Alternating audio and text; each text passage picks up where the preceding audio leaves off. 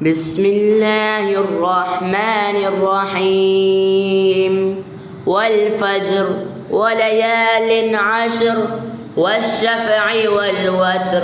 والليل إذا يسر هل في ذلك قسم لذي حجر ألم تر كيف فعل ربك بعاد إرم ذات العماد التي لم يخلق مثلها في البلاد وثمود الذين جابوا الصخر بالواد وفرعون ذي الأوتاد الذين طغوا في البلاد فأكثروا فيها الفساد فصب عليهم ربك صوت عذاب إن ربك لبالمرصاد فأما الإنسان إذا ما ابتلاه ربه فأكرمه ونعمه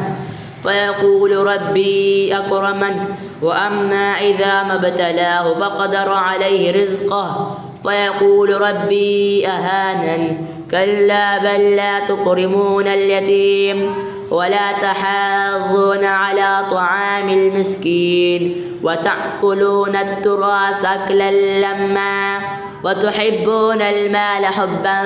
جما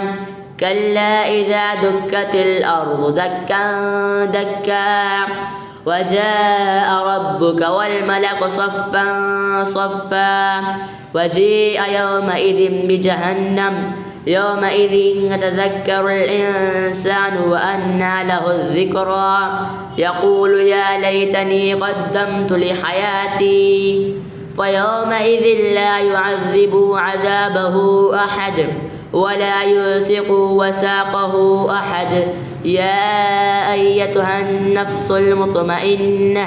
ارجعي إلى ربك راضية مرضية فادخلي في عبادي وادخلي جنتي.